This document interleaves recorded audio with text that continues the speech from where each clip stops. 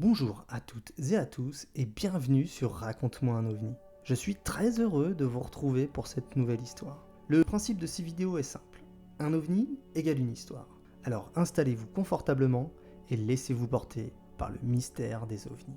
Aujourd'hui, nous allons découvrir un cas de rencontre rapprochée du troisième type, aussi appelé RR3. Direction l'année 1959 en Papouasie-Nouvelle-Guinée. Cette île a fait partie de l'Australie jusqu'en 1975, et l'église anglicane australienne avait envoyé de nombreux missionnaires vers les populations natives de l'île. L'un de ces missionnaires était le père William Booth Gill. Ce dernier était affecté à la mission de Boyana, sur la côte nord-est de la Papouasie. Stephen Moy, un professeur d'école de mission, ainsi que d'autres natifs, ont décrit pour William Gill leur observation d'un objet très brillamment lumineux qui a plané au-dessus de la mer, diminuant graduellement sa brillance et prenant la forme d'une soucoupe. Le père Gill, bien que personnellement fortement sceptique à l'époque, a écrit un rapport formel sur l'observation et l'a envoyé au révérend Drury en Australie. Comme post-scriptum, le père Gill avait écrit « Mon esprit simple exige toujours des preuves scientifiques avant que je puisse accepter la théorie extraterrestre.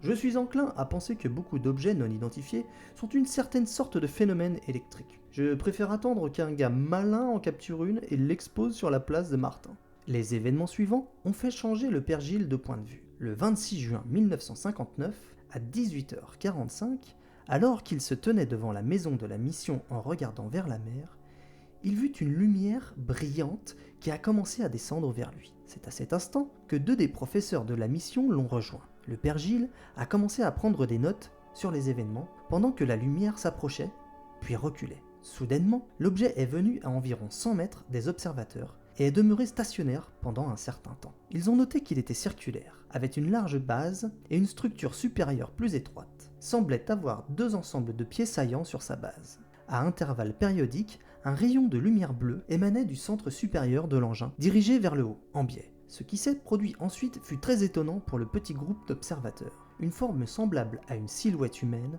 apparut sur le dessus de l'OVNI, rejointe bientôt par trois autres. Le père Gill a plus tard écrit dans son récit des événements « Alors que nous regardions cet engin, des silhouettes humaines sont sorties de l'objet et apparaissaient sur ce qui semblait être une plateforme sur l'énorme disque. Il y avait 4 personnages en tout. Le groupe a observé l'OVNI jusqu'à 19h20, heure à laquelle les silhouettes ont disparu et que l'objet volant est entré dans les nuages. À 20h29, un autre engin plus petit a été vu au-dessus de la mer et à 20h35, un de plus a été aperçu au-dessus du village de Wadobuna. Le grand engin est réapparu à 20h50 et resta stationnaire jusqu'à 21h20. Pendant ce temps, les deux autres ovnis ont continué à aller et venir, réfléchissant la lumière par leur surface et ont pu être vus clairement par les observateurs. Le jour suivant, le père Gill a interrogé les natifs et 38 autres personnes, sans compter lui-même, ont signé un document témoignant de leurs observations. À environ 18h le soir suivant, le 27 donc, un engin qui semblait similaire à celui vu la veille est revenu au même endroit. Dans de bonnes conditions de luminosité, les témoins ont pu voir les 4 personnages qui semblaient être occupés sur la partie supérieure de l'OVNI. Le père Gill a écrit « Une silhouette a semblé se tenir au bord en regardant vers le bas, vers nous. J'ai tendu ma main au-dessus de ma tête et fait signe. À notre surprise, le personnage a fait la même chose. Dans un effort de les persuader de débarquer, un des professeurs a fait clignoter une torche électrique en direction de l'équipage de l'OVNI. En réponse, l'OVNI s'est balancé comme un pendule, vraisemblablement en réponse. Il a plané, est venu tout près du sol. Et nous avons pensé réellement qu'ils allaient débarquer, mais ils ne l'ont pas fait. Nous avons été très déçus de cela. Le lendemain, en soirée, l'OVNI a fait son apparition finale. Le père Gill en a même compté 8 à 18h45.